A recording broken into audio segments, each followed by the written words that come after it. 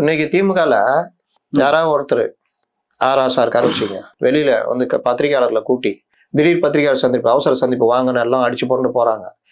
இந்த அரசு வந்து ரொம்ப முற்றிலும் செயலிழந்து விட்டது.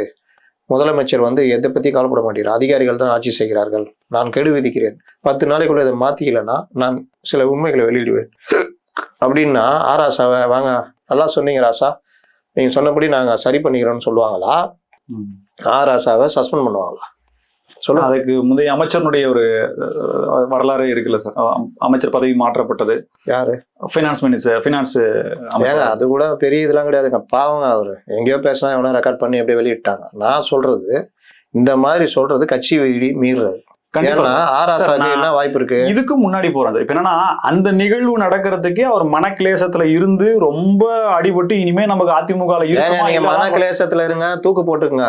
கட்சிக்குள்ள இருக்கீங்கன்னா கட்சி விதியை மதிக்கணும், கட்சி தலைமை கட்டுப்படணும். வெளிப்படையா கேட்கிறேன் சார், அதற்கு முந்தைய தேர்தல்ல வேட்பாளர்களை தேர்ந்தெடுக்கிறதுல நான் சொல்றேனாங்க, தங்கமணிக்கும் எடப்பாடிக்கும் பிரச்சனை இல்லையா? இருக்கு.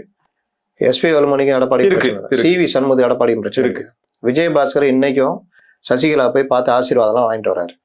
ஆனா இவர்கள் எல்லோரும் அதிமுகவாக தங்களுடைய பிரச்சனைகளை ஒரு பக்கம் தள்ளி வச்சுட்டு திமுக ஆட்சியை வீழ்த்தணும், அதுக்கு அதிமுக ஒற்றுமையா இருக்கணும்னு பாடுபட்டு இருக்கிறாங்க.